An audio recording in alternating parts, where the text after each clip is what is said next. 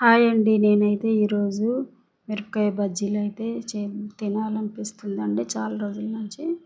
అందుకని ఈరోజు ఒకరోజు ట్రై చేద్దామని చేశానండి. ముందుగా స్టవ్ పైన ఒక కడాయిని పెట్టుకొని అందులో పల్లీలనైతే వేయించాను. ఒక గుప్పెడు పల్లీలను తీసుకొని పల్లీలనైతే వేయించాను.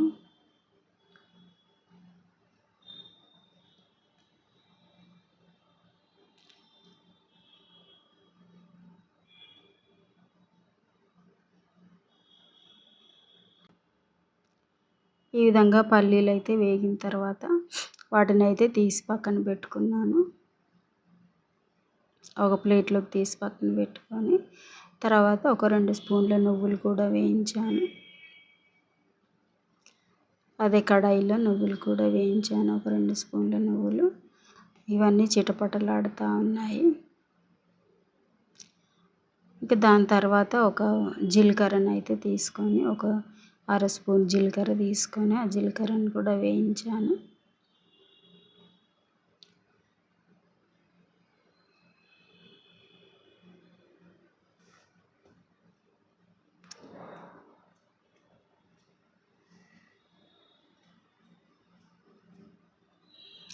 ఇంకా తర్వాత ఆ జీలకర్రనైతే ఇంకో ప్లేట్లోకి అయితే తీసుకొని ఒక ఎండు కొబ్బరిని అయితే తీసుకొని ఎండు కొబ్బరిని కూడా ఈ విధంగా అయితే వేయించాను.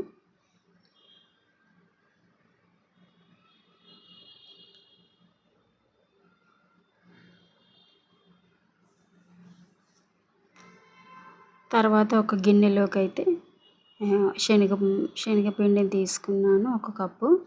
అందులోకి అయితే రుచికి సరిపడా ఉప్పు, ఒక అర స్పూను పసుపు, ఒక స్పూన్ కారము, వాము ఇవన్నీ అయితే వేసి వాటర్ వేసి అయితే శుభ్రంగా కలుపుకున్నాను.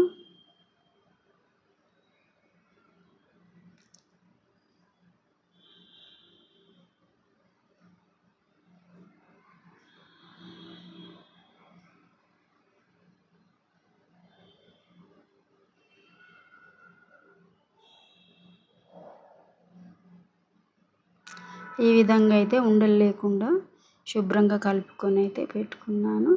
ఇవన్నీ వేయించినవన్నీ మిక్సీ జార్లో వేసేసి ముందు మిక్సీ పట్టాను. తర్వాత మళ్ళీ తీసి అందులో చింతపండు, రుచికి సరిపడా ఉప్పు వేసి మళ్ళీ మిక్సీ పట్టుకొని పెట్టుకున్నాను. మిరపకాయ బజ్జీలను అయితే ముందుగా ఇలా చీరుకొని అందులో ఉన్న గింజలు అవన్నీ తీసేసి పెట్టుకొని ఆ మిక్సీ పట్టినదైతే ఇందులో పెట్టేశాను మిరపకాయలలో.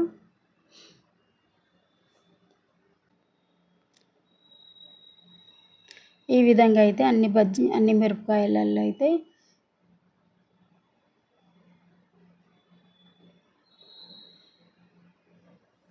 ఇలా అయితే పెట్టేశానండి.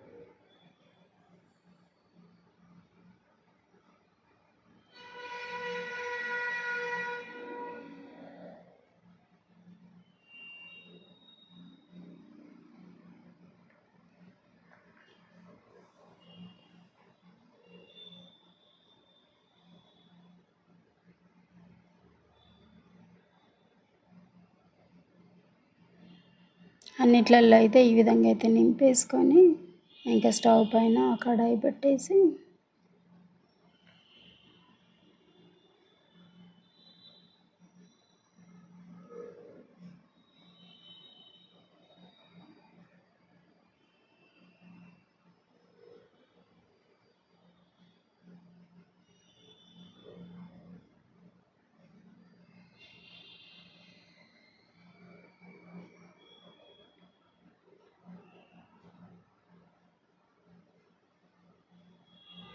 ఇక స్టవ్ పైన అయితే కడాయి పెట్టి ఆయిల్ అయితే పోసుకొని ఇంకా అందులో మిరపకాయలను అయితే ఒక్కొక్కటి దాన్ని ఈ విధంగా ఈ తడిపిన శనగపిండి దానిలో అయితే ముంచుకొని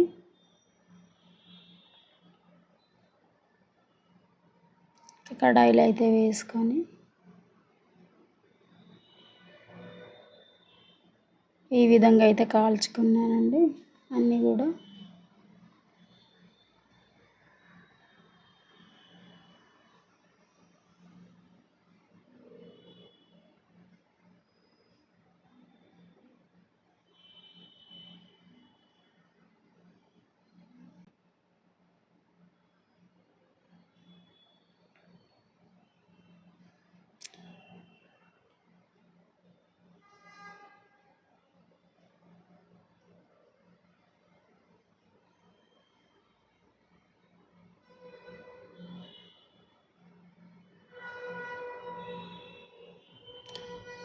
ఇదండి ఇలా అయితే చేసుకున్నాను నేను. మీకేమనిపించిందో కామెంట్ బాక్స్లో కామెంట్ చేయండి. మీకు నచ్చితే మీరు కూడా చేయండి. నా ఛానల్ని సబ్స్క్రైబ్ చేయండి, లైక్ చేయండి ప్లీజ్ అండి.